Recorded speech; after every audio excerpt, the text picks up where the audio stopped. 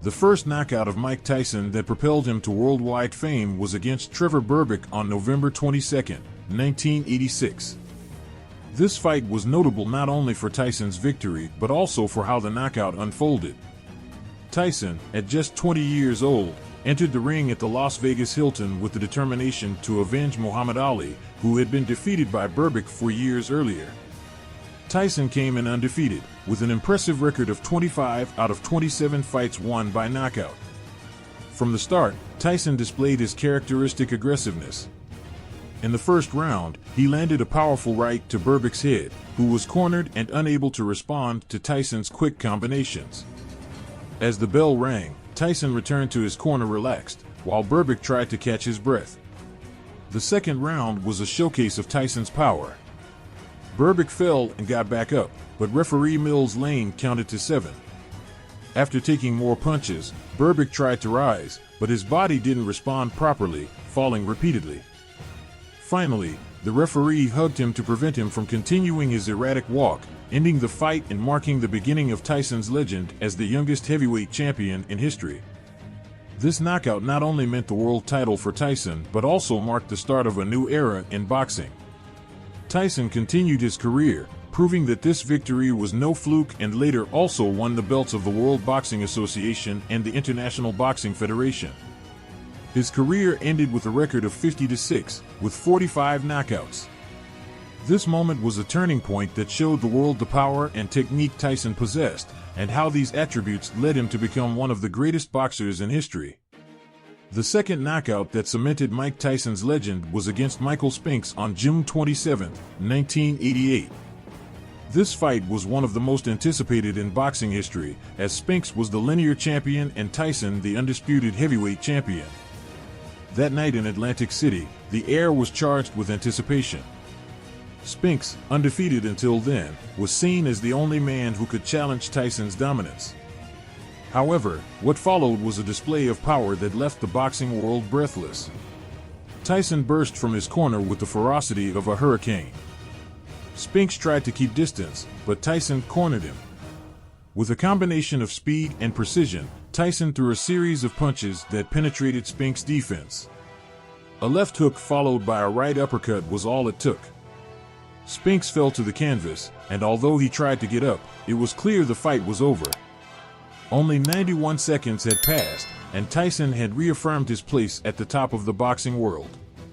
This knockout not only solidified Tyson's reputation as the most feared man in the ring, but also sent a clear message to all heavyweight contenders: Tyson was the undisputed king.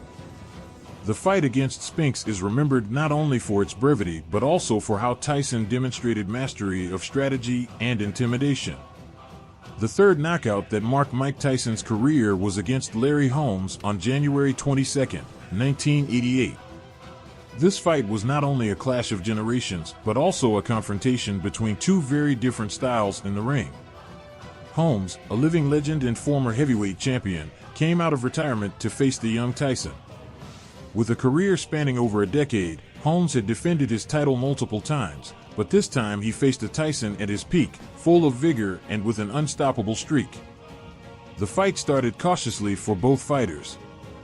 Holmes used his jab to maintain distance, but Tyson, undeterred, sought the opportunity to get closer. With quick movements and solid defense, Tyson managed to close the distance and land significant punches. In the fourth round, Tyson unleashed a storm of punches that Holmes couldn't evade. A Tyson uppercut found its mark, and Holmes fell to the canvas. Although he bravely got up, Tyson continued his relentless assault. Two more knockdowns followed, and after the third, the referee stopped the fight, sealing another impressive knockout in Tyson's career. This knockout was more than a victory, it was the passing of the torch from one era to another. Tyson not only had beaten a great champion, but also showed he was ready to take boxing legacy to new heights. The victory over Holmes solidified his status as the undisputed heavyweight king and continued to build his reputation as one of the most feared boxers of all time. The fourth knockout that stood out in Mike Tyson's career was his fight against Marvis Frazier on July 26, 1986. This fight is remembered not only for its brevity but also for Tyson's absolute dominance in the ring. Marvis Frazier, son of the legendary Joe Frazier, entered the ring hoping to establish his own legacy. However, he found himself against a rising Tyson, whose ambition was to become the youngest champion in history. As soon as the bell rang, Tyson charged forward with unprecedented aggressiveness. Frazier tried to defend himself, but Tyson was unstoppable. With a series of quick and precise punches, Tyson cornered Frazier against the ropes. A devastating uppercut was the final blow that left Frazier kneeling, unable to continue. The referee had no choice but to stop the fight, culminating in one of the fastest knockouts in boxing history. The fifth knockout that resonates in Mike Tyson's history is his victory over Frank Bruno in 1989. This match was more than a title defense, it was a battle of wills that tested the heart of a champion. Frank Bruno, the British challenger, came with the hopes of his nation and the determination to change the course of boxing history. With an imposing stature and a respectable record, Bruno represented a real threat to Tyson's reign. The fight unfolded under the bright lights of Las Vegas, where every punch resonated with the intensity of the occasion. Bruno started strong, trying to impose his reach and power. But Tyson, always the hunter, found his moment. In the fifth round, a short and precise punch from Tyson found its mark, and Bruno staggered. Tyson, with the precision of a surgeon, followed with a series of punches that left Bruno defenseless. The referee intervened, and Tyson was declared the winner by technical knockout. The sixth knockout that left an indelible mark on Mike Tyson's career was his victory over Tony Tubbs. This fight took place at the Tokyo Dome on March 21, 1988, a venue that became witness to one of Tyson's most decisive demonstrations. The Tokyo Dome, packed to the brim, awaited the confrontation with great anticipation. Tubbs, a boxer with skill and experience, entered the ring intending to test Tyson with his technique and agility. From the start, Tyson set the pace. With a combination of agile movements and powerful punches, he began to break down Tubbs' defense. In the second round, Tyson landed a series of punches that left Tubbs disoriented, walking aimlessly around the ring before collapsing. Tyson's speed and precision at that moment were overwhelming, resulting in a technical knockout that reaffirmed his dominance in the heavyweight category. This knockout was Tyson's statement to the boxing world. Not only did he demonstrate his prowess on an international stage, but he also sent a clear message to any title contenders: Tyson was an unstoppable force inside the ring. The seventh standout knockout in Mike Tyson's career was against Tyrell Biggs on October 16, 1987. This fight was a litmus test for Tyson, facing an opponent with greater reach and experience in the ring. Biggs, an Olympic gold medalist, was known for his refined technique and ability to use his reach to his advantage. He entered the ring confident that he could overcome Tyson's ferocity with his smart boxing. Tyson, however, had other plans. With his aggressive style and punching power, he began to work Biggs' body from the first round, closing the distance and neutralizing his reach advantage. Tyson kept the pressure on, constantly looking to open up Biggs' guard. By the seventh round, Biggs' resistance began to wane under Tyson's relentless assault. A powerful left hook followed by a flurry of punches forced the referee to intervene and stop the fight. Biggs fell twice before the bout was halted, demonstrating Tyson's overwhelming power and intensity. The eighth knockout in Mike Tyson's illustrious career was against Larry Holmes, a boxing legend who came out of retirement to face the young champion. This fight was not only a clash of generations, but also a confrontation between two very different styles in the ring. Holmes, known for his lethal jab and ring experience, entered the ring hoping to prove he could still compete at the highest level. Expectations were high. Many wondered if Holmes' age and experience could overcome Tyson's youth and ferocity. From the first bell, Tyson showed why he was the undisputed champion. With controlled aggressiveness and devastating power, he began to break down Holmes' defense. The legendary Holmes' jab was not enough to keep Tyson at bay, as he closed the distance with impressive speed. In the fourth round, Tyson landed a series of punches that destabilized Holmes. An uppercut followed by a left hook sent Holmes to the canvas.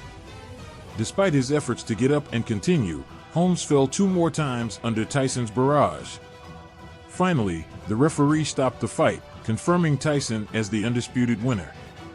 The 9th knockout in Mike Tyson's impressive list of victories was against Sammy Scaff in New York on December 6, 1985.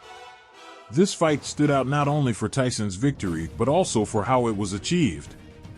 At just 19 years old, Tyson faced Scaff with a confidence and ring presence that belied his youth. The fight presented a challenge for the young Tyson but also an opportunity to showcase his growing reputation as a formidable knockout artist. Tyson started the fight with his characteristic aggressiveness, pressuring Scaff from the get-go. With a combination of speed and power, Tyson gave no respite to his opponent, launching a series of punches that quickly put Scaff in a compromising position.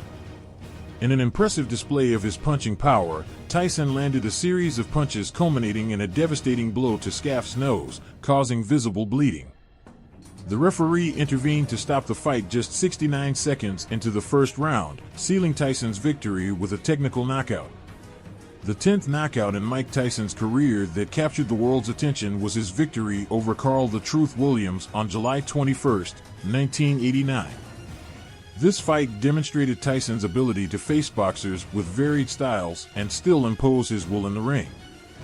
Williams was known for his height and jab, weapons that many thought could give him an advantage over Tyson. Hoping to use his reach to control the fight, Williams entered the ring with a clear plan. Tyson, however, was not intimidated by his opponent's stature. With his characteristic aggressiveness, Tyson sought to close the distance quickly, evading Williams' jab and landing powerful punches to the body and head. In the first round, Tyson found an opening and threw an uppercut that shook Williams. Although Williams tried to recover and continue the fight, Tyson followed with a series of punches that finally forced the referee to stop the fight, giving Tyson another knockout victory. This knockout against Williams not only kept Tyson's undefeated record intact, but also reaffirmed his status as the undisputed heavyweight champion. The fight was yet another demonstration of Tyson's ability to adapt and overcome any challenge inside the ring. And so, we conclude our journey through Mike Tyson's most impressive knockouts, a true warrior of the ring. Every punch, every victory, every fall forged his legacy and established him as an undisputed legend in world boxing. If you enjoyed the video, don't forget to subscribe and hit the notification bell. This way, you'll stay updated on more exciting content and won't miss any details of the most epic fights in boxing history. See you in the next video.